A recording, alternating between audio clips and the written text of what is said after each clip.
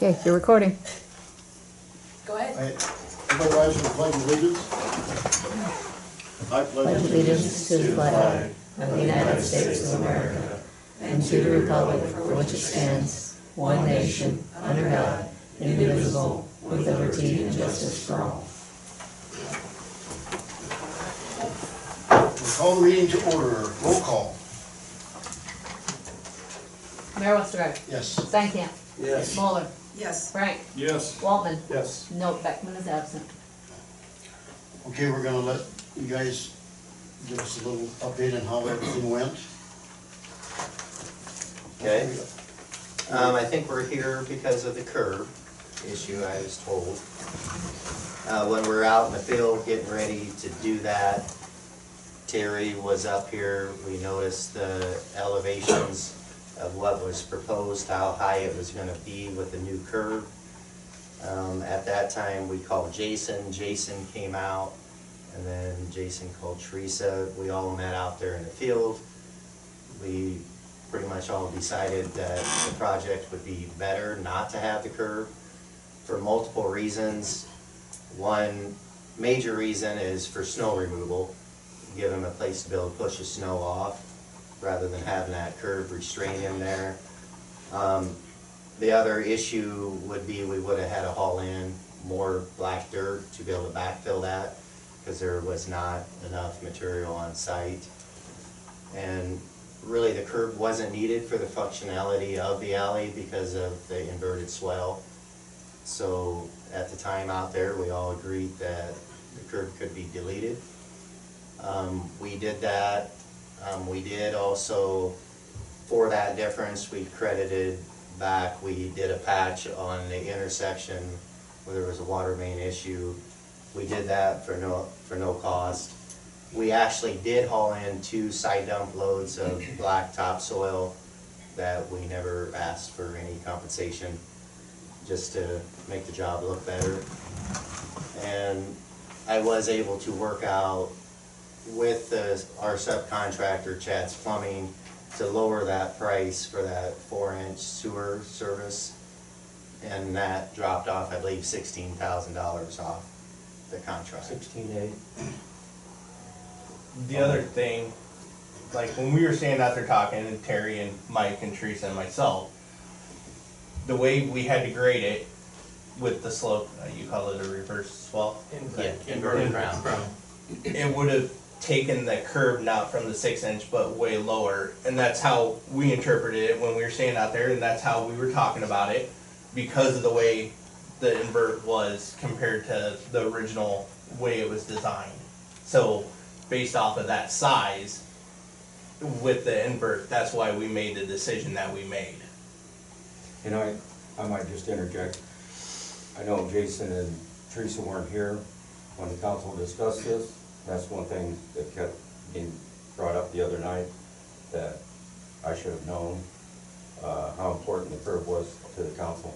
I talked to Teresa and Jason that the reason for the curb was to prevent people from parking along the edge. And that was a point that the council had. But the pros outweighed the cons. I mean, the snow removal, we talked about for the several times per year, it sounded like, that was a problem. There could be some type 2 barricades set along there to prevent people from parking there. So everything was hashed out. And I know Teresa even said, well, I wonder if she'd take it back to council, and the more we talked about it, the more it was felt that it was obvious that it shouldn't be on there.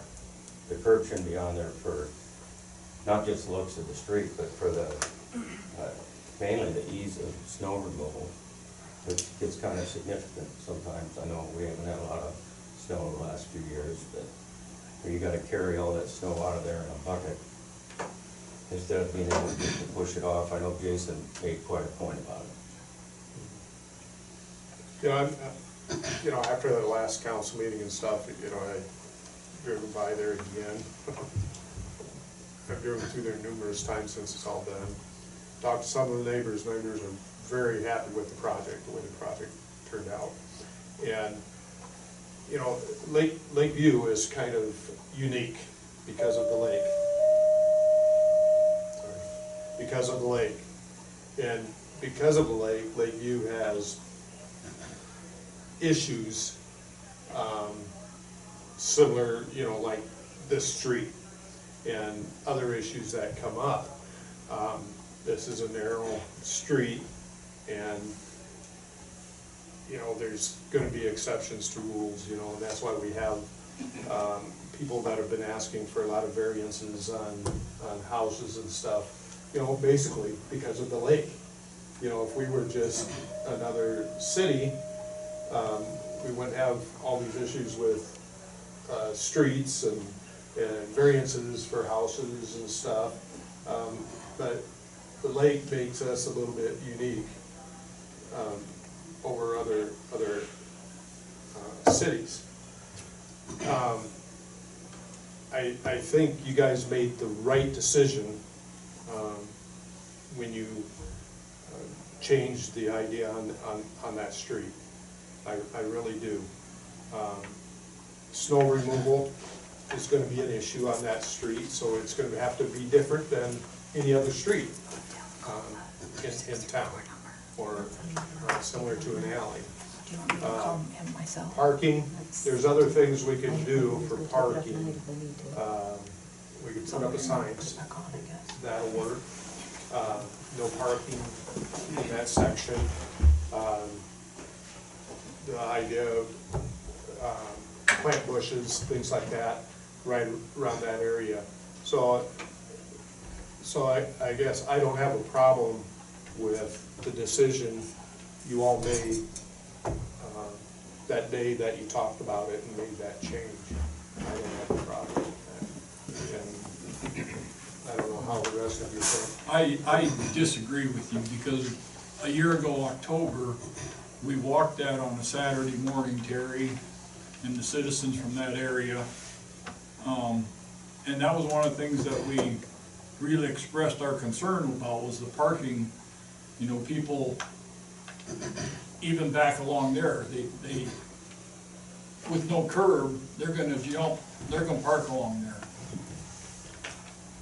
Year round, not just at concert time, not just at carnival time. They see an open spot, they're gonna pull in there, because the parking is an issue back in there. We specifically in a year ago, October, asked for the curb. It was in the bid project. December 5th of last year, we had Terry presented this to us, and we specifically asked the question about the curb in that meeting, that council meeting.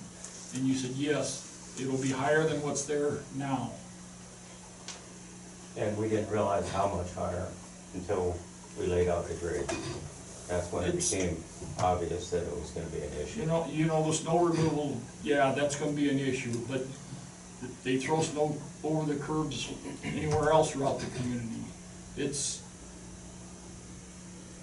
I felt we asked for the curb for a reason, and that was